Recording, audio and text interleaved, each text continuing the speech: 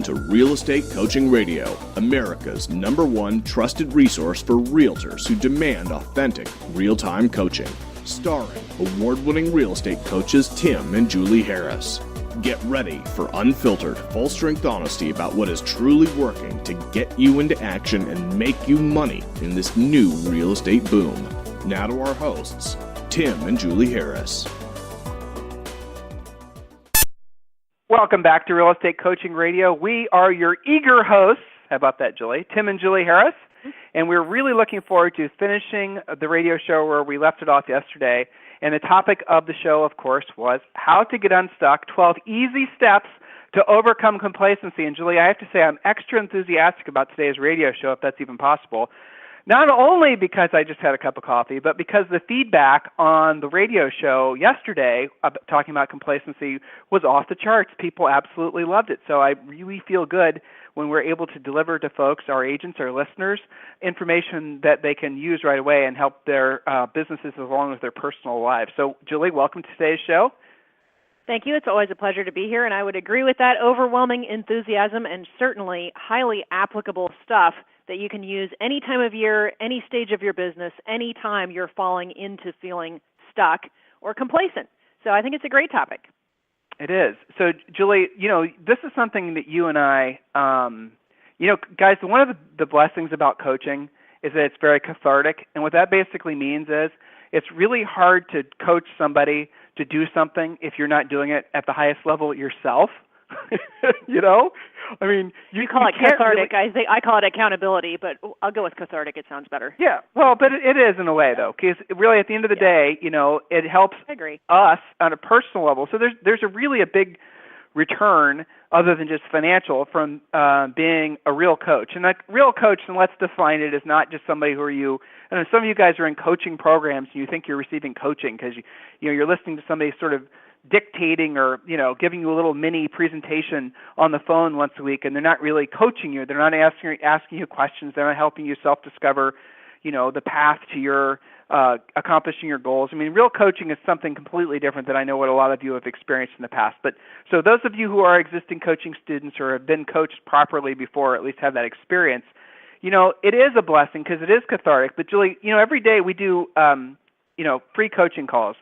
And one of the questions I had today, which I thought was really interesting, I thought it was actually really interesting. This agent just had one question. How often does that happen, right? Mm-hmm. And the one question was, this was someone, by the way, who just signed on, became one of our coaching students, is what would be the one, other than, the more traditional things that we talk about, the pillars of their business, the over-the-phone prospecting and all that, what would be the one product or service that they should employ in their business immediately that would have the most immediate effect on generating listing leads, right?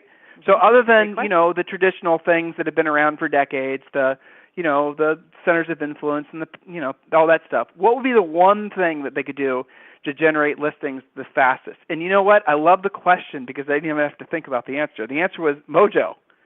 I mean, Julie, can you think of anything more powerful than mojosells.com at really generating consistent listing leads? No, definitely I can't not. think of anything else. If your intention is to build your listing inventory and then maintain your listing inventory, it's really a must-have for the sake of efficiency and really delegating some of the hassle factor of doing that, which is a very big excuse that agents use why they don't do it more regularly. So there's a great solution for that. And I would agree with you. If you had to choose one thing, that'd be at the top of the list. And I love it, too, because it's like a complete system, and it's turnkey, and it's, on your computer. And if you guys don't know what Mojo Sells is or Mojo, what they offer, it's like a lot of people, if they've heard what Mojo is, they'll say, well, it's a dialer. But it's so much more than a dialer. That's the reason honestly, it's one of those products that everyone should have in their real estate practice. You guys can debate all day long about which CRM will work best and what direct mail campaign will work best. All this email follow-up and, lead capture and whatever and whatnot. All those things are kind of optional. But if you're serious about your real estate business or you're serious about becoming a listing agent, there isn't any question that you should definitely be using mojosells.com. I believe that I'm going to ask our producer because I think that we have a discount code if you guys are interested in that. You can click on the show description and check out Mojo yourself. Definitely consider jumping to the 3-dialer widget. That basically, I mean, we did an interview with one of the founders of Mojo Self, I think in December or January. I don't remember. It was a few months ago. But anyway, go back and listen to that interview, or at the very least, check out what they have to offer. So today, we are talking about something I know you guys are really excited about, how to get unstuck, 12 easy steps to overcome complacency. And Julie, because I know we have a lot of points, let's just not even do a commercial today. What do you say? Sounds good to me. I'm curious, Jules, what is the reactions from the folks that you've been exchanging emails with, your students, the feedback been so far on this topic? What have you been hearing? Anything that surprised you? Well, the fact that pretty much all of them say, yeah, you're talking to me, or you were talking to me back, I felt this way back first quarter last year, and I'm taking steps to make sure that this quarter this year isn't going to be trouble. Or maybe they had trouble, in the middle of the summer because their market started to slow down, and that made them almost embrace complacency because they had a built-in excuse. When things happen, sometimes it's easy to just sort of use that as your complacency excuse. So whether it's today that you're feeling that way, or whether you can identify a time last year or 2 years ago, or when the market had a big swing in it, these are applicable ways to cure your complacency. So I think really nothing particularly surprising, except maybe to the depth of which they're taking it to heart and implementing. And as coaches, we try and keep a very close eye on the complacency issue at all times. So if we're talking to you guys weekly, it's certainly less of an issue. But still, you can feel complacency for maybe every day you feel it between 2 and 4 p.m. because that's not your time. Well, recognizing that maybe you're more productive in the morning. There's lots of ways that we can address this to keep you ultimately in momentum and overcome complacency, whether that's a short or a long-term thing for you. So I'm really impressed with what our clients and future clients or students are doing with this, because this is a really prevalent, important topic. If you can't overcome this, it's going to cost you money. So it's something to get in front of. Well, it's going to cost you quality of life. It's going to cost quality of life from the people that you love. It's going to affect how you live. I mean, honestly, it's really everything. So, yeah, I mean, I agree with everything you said. Those were my experience as well. So, Julie, I believe we left off yesterday. And again, guys, because we have a lot of ground to cover today, 7 points, I think. Please listen to yesterday's radio show. We gave you a little quiz to take, 4 questions to ask yourself to determine whether you're in complacency. So go back and listen to that radio show. All right, Jules, so we are, I believe, at point number 3, correct? You got it. So point number 3, again, how are you going to actually overcome complacency? Yesterday's show was identifying if you're in it, so what are we going to do about it now? Point number 3, clean and clear your office and or home environment. I would include your car, since you are in real estate showing property to and from. Clean and clear your office and your environment. Examples of the perfect office environment, we talk about that a lot with the Real Estate Treasure Map, which is our business plan. But really, it starts with controlling your environment. If you're not controlling your environment, it's a lot harder to control what's going on in your head. So when I work with coaching clients on this, Tim, I have them do before and after pictures, which is accountability, and it's also kind of fun for us to see the transformation. Well, it's also kind of scary to see pictures of their current office situations, and as you like to say, seeing all the little goat paths. Well, explain to them what a goat path is. Yeah. Well, so, I mean, your typical before pictures, Julie, what do they look like? Well, I mean, in some cases, maybe it was an advertisement for that show Hoarders, like real estate file hoarders or something. And so a goat path is what you would imagine, a little tiny path about the size of goat hooves being able to navigate through your fire hazard office. Some of you guys, I don't know if you're convinced that you're supposed to keep every piece of paper to your last dying breath. I don't know what that's about when everything's digital now and when your brokers keep copies of everything, but some of these before and after pictures are pretty entertaining. But it's important work. So we always hear the same thing after they're on the other side of it, which is what a massive burden is relieved when they do this particular point, clean and clear your office. When in doubt, throw it out. If you haven't needed it, some of this stuff that you guys have in your offices has not been relevant for years. Why are you holding on to that stuff? Well, your at the end of the day, probably 10 times as big as you think it is. Go ahead. At the end of the day, Jules, it really does come down to, I mean, the most important word on point number 3 really was the control aspect, right? So, guys, if you learn to control your environment, which Julie just talked about, and you learn to control your health, through taking care of yourself, keeping your weight in check, we're going to do a future show on, because I know, the average American is 20 pounds overweight. So we mentioned casually on a radio show, Jules, I don't know if I told you this, late last year about Atkins, not something, we're not health coaches, this isn't something we're real experts at, but we've used personally, it was back when Julie and I were selling real estate, so it's been over 10 years ago, but we both had gained some weight, and we, were trying to figure it out, and we started doing Atkins and started working out, and we've never gained the weight back. And I mentioned it casually, that what I just told you guys, and I had really an amazing experience of folks that said they went out and bought the book, put themselves on Atkins, and lost weight and was thanking me for it. And I didn't even remember, honestly, telling the story on the radio show. And so, yeah, I mean, guys, weight is a big thing. Obviously, controlling your environment's a big thing. And the last thing is control your finances. If you can control those things, keep yourself out of debt, keep your body healthy, and keep your environment clean, if you think about it, if you have those 3 things that you're monitoring and that you're controlling, you will pretty much have a very balanced life where things will be predictable and duplicatable. So, Jules, what is the next point? Point number 4 is to raise your standards so high that they can't be reached through business as usual.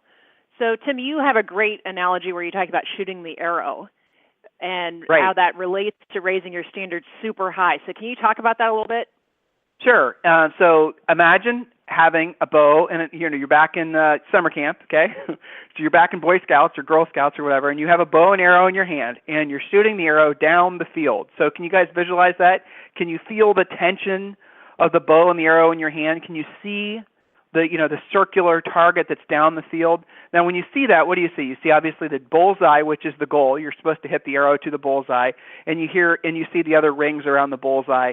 And then obviously there's the space outside of the actual target, which if you're completely off, you won't even hit the bullseye, or you won't even hit the target. So here's the analogy, really. So if you're trying to hit the bullseye and you're trying to accomplish your goals, and you're aiming at the bullseye down the field, and when you release that arrow, you're aiming at the bullseye, where does that arrow go? Does it go above the bullseye, below the bullseye, or at the bullseye? It goes below the bullseye because you're aiming at the target. Gravity pulled the arrow down, right? You guys get this? So if you're wanting to aim, if you aim below the target, obviously you probably won't even hit the target at all. Or below the bullseye, you probably won't even hit the target at all. So in other words, for you to accomplish your goal, you actually have to aim above the bullseye, not above the target. Above the target would be unrealistic goals, as some of you guys torture yourselves with setting. A realistic increase in your business this year, because this is going to be a strong year for the real estate, our economy, everything's on the up and up, as we've been promising you it would be for the past 2 years. So aim above the bullseye, but aim at the target, and what's going to happen is you'll at least hit the bullseye. Does that make sense, Julie? Absolutely. I love that analogy because everybody can visualize that. So shoot big, right? Raise your standards so high it might probably should make you a little bit uncomfortable, but then think about shooting the arrow. So I love this next point. Point number 5. Well, I love this next point, Julie, because really a lot of folks come to us as coaches. I think a lot of the people are gravitating towards us because they're looking for motivation. Maybe they've been with other coaching companies before. Maybe they've coached before. They've listened to the radio show. They've kind of gotten to know us. I mean, if you guys listen to the radio show, you pretty much know us. It's pretty transparent on this radio show as much as we really can be. So, you guys come to us for motivation, and the problem, going back to the previous goal, is when you're setting goals, you don't set goals big enough. So, Jules? Right. So set what we lovingly call big, hairy goals. What does that mean? Ask yourself these questions. If I won the lottery, what would I want my life to look like? What would I drive? Where would I live? What clothes would I have? What financial stresses would I no longer have? Where would I travel? Who would I spoil? Write these goals down. Choose which of them you will absolutely accomplish in the next 12 months. So remember, a goal is a dream with a deadline. If you don't have a deadline, remember we just said in the next 12 months, some of you guys might want to say in the next 90 days. You can do quarterly goals as well, but there has to be a deadline. Otherwise, it's just a thought. It's just a dream. you've got to actually hold yourself accountable to this. So ask those questions. Take a second, sit down where it's quiet, you don't have any distractions, turn your cell phone off, and just write down, if I won the lottery, what would be different? What would I be wearing? What would I be driving? Where would I live? What stresses would melt away? Where would I travel? Who would I spoil? Write all those goals down and then make a commitment to it. See, the best thing about real estate, Tim, I think, is that there's no income level. Nobody's going to say to you, oh, I'm sorry, you've topped out the income level of this particular position at the company. No one other than yourself, right? Yeah, exactly. Right. Well, so Julie, the next point number 6, is really important, and it plays right into when you're setting your goals and you're setting your big, hairy goals, and it's called schedule the big rocks first. So what do we mean by that? Well, so schedule the big rocks first. We originally heard the story from Howard Brinton, I believe, and It goes like this. You waste too much time with the little tiny rocks. So imagine that you've got a big clear jar, and you've got a pile of rocks. You've got small rocks, you've got medium rocks, you've got big rocks. If you put all the small ones in first, you won't actually be able to stuff those big rocks in on top. You won't have any room for them. So big rocks are the things that get you paid, right? So those have to go in the jar first, and then the little rocks will fall all around them, and you'll be able to fit all of it in. So here's a warning. Don't become complacent about your schedule or falling into the contact trap. Contacts by themselves are meaningless. Appointments are the big rocks. That's right. So guys, there's something to think about when you're setting your big goals, when you're deciding where your focus is going to be every single day. Take that big rocks jar analogy, the visualization that Julie just shared with you. Take that to heart and really ask yourself whether or not you're putting the big rocks in first. Because if you're filling your day, or if you're choosing goals that are too small, little pebbles, then you're really never going to accomplish the types of things in life that you otherwise could accomplish. And there is really nobody that's holding you back from having an extraordinary lottery-winning life other than yourself. So, Joel's the next point number 7. Point number 7 is if you have staff, whether that's a big staff or just a transaction coordinator, some buyer's agents, whoever you have, hold each of them accountable for overall success, rather than having big team goals. Why is that? Well, it's really common for low-performing, complacent, or semi-complacent agents to hide out on teams. So from here forward, make it so you have no riders, only rowers in your boat. You've got people who are actually pushing things along, not just along for the ride. So make it so everyone has to at least pay for themselves every month. So Tim, what would be an example of a team member at least paying for themselves? And a great book you guys might want to read, or definitely if you're one of our coaching students, you're going to be assigned to read, is, Profits Aren't Everything, They're the Only Thing, right? Profits aren't everything, they're the only thing. And actually, oddly enough, that book was referred to me by one of our existing coaching clients who's gone off and invested in other businesses now and has a net worth in the low 8 figures. And that's a fantastic book. You guys should definitely be reading that book. So what does it mean? If you have, for example, an administrative assistant, and all of you, as you scale your businesses, you will. So you'll have an administrative assistant. Let's say that administrative assistant costs you $40,000 a year. They're a straight-up expense. And, you say, well, that's just an expense and cost of doing business. Well, I would challenge you on that. Here's my suggestion. Opposed to just writing that off as an expense like a utility bill, instead consider having that administrative assistant start to do a required number of, say, for example, BPOs every single day, week, month, enough to at least pay their own salary. Consider a way to make it so that every single person that you pay generates enough revenue for your business that they aren't a true expense in the traditional sense. They actually become mini profit centers. Another way to think of it is you guys have teams, and what teams and, in itself, the concept of it, of course, if you're going to scale your business and do more transactions, you're going to have administrative assistants. Where real estate folks and a lot of small business owners, by the way, screw it up is A, they don't hold people accountable to results. They basically build the ship, and then they load a whole bunch of people on, and then there's not enough rowers because there's so many riders, the ship, will sink. That's the visualization again. Julie and I love our visualizations. So every single person in your boat, in your business, has to have an oar in their hand, and they have to be rowing, or they get tossed out. That's really the bottom line. And be very, very careful with agents, and this happens a lot. You guys build your businesses, you start adding salespeople sometimes, or brokers, this is certainly true, and they want to hide out in teams. They want to basically, let's have a group goal. That just means they're weak and they don't want to be held individually responsible. They don't want to be held accountable. So watch out for those things. So Jules, the next point about numbers is one of the most important numbers, but it's also kind of interesting because a lot of agents have such a big challenge with it. Point number 8, Julie. That's right. And again, the treasure map helps you with all of this. So point number 8, be stone cold honest about your actual numbers. What do we mean by that? Well, know your cost per lead, your cost per closed buyer side, per seller side transaction. Know your net. Don't be surprised to learn that you might be making less than 20% net before taxes if you have a traditional, quote, team. You have lots of cost per transaction, so actually know your expenses down to the nickel. Examples on how to use money management systems, well, mint.com is great. A lot of our coaching clients use that. If it makes sense for you to hire and pay a bookkeeper, that might be the magic ticket for you, especially those of you who hate that kind of data entry and tracking types of things. And there's so many online different sources for this. It's really become much easier than it used to be when we all just did Quicken all day long, right? So there's really no excuse. But the point is, actually know your numbers. It makes a big difference. So, Tim, that's right. Well, point number 9, Julie, is a point that I think is really important because a lot of agents don't know that they have become procrastinators. And you and I actually talked about this just the other day. And Julie and I were actually debating whether being a perfectionist is the same as being a procrastinator. And I was, basically saying that perfectionism is just an analytical's way of procrastinating. And Julie, being prominently analytical, was debating with me on that, as she would.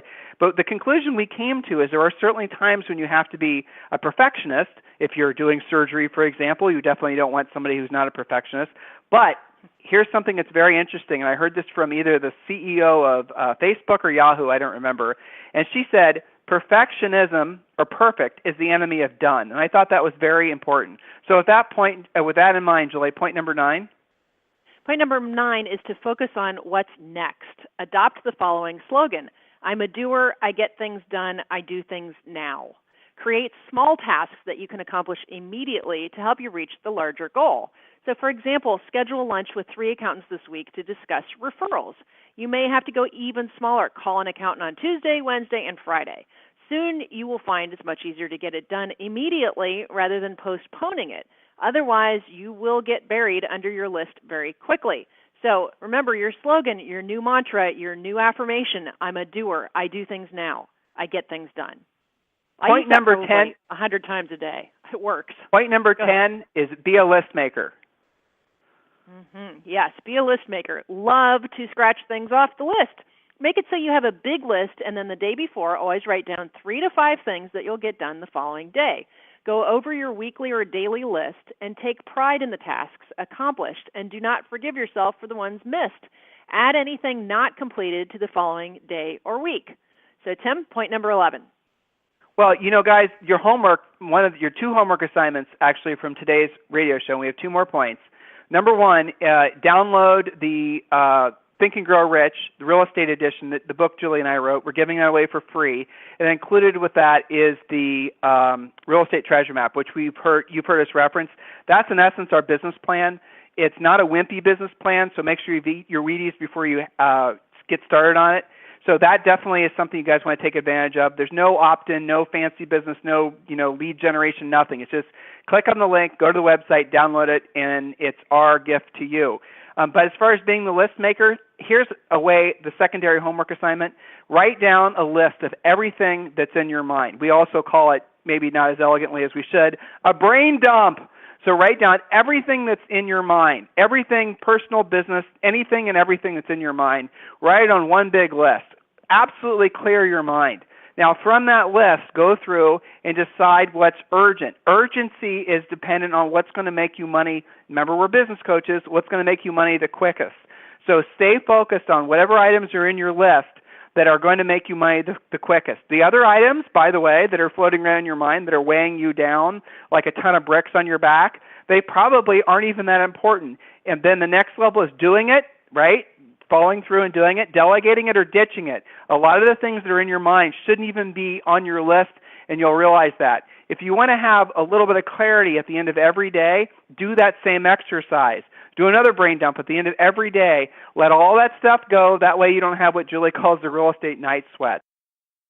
11, Julie. That's right. So point number 11, love the fact that you can always get better.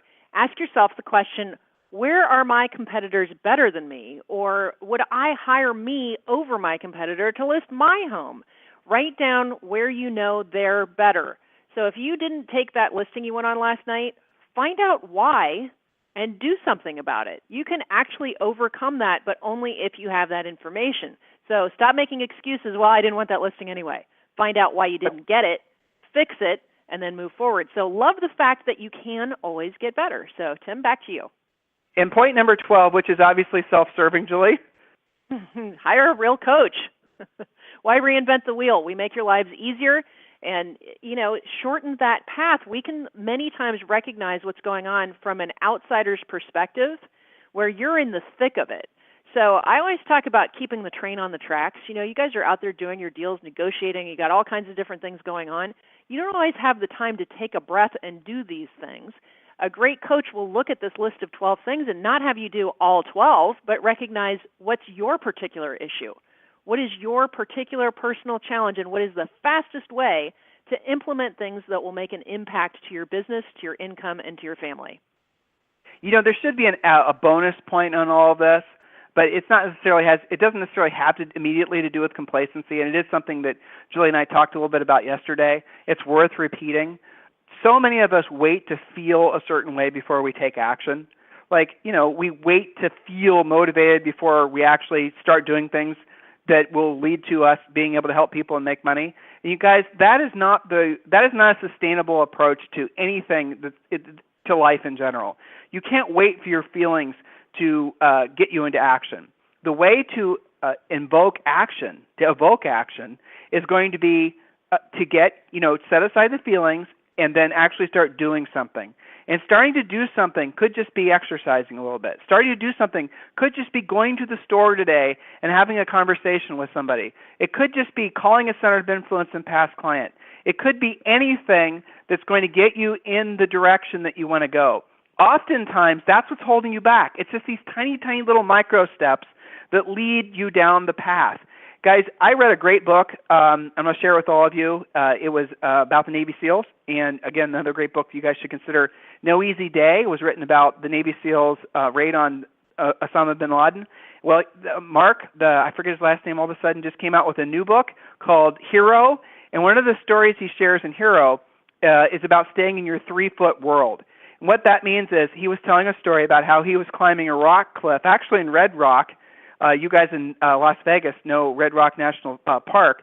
So he was climbing with a group of SEALs, and they were being trained on how to climb up this mountain face, right? And then Red Rock is gorgeous, by the way. If you ever go to Vegas, the Strip is nothing compared to Red Rock.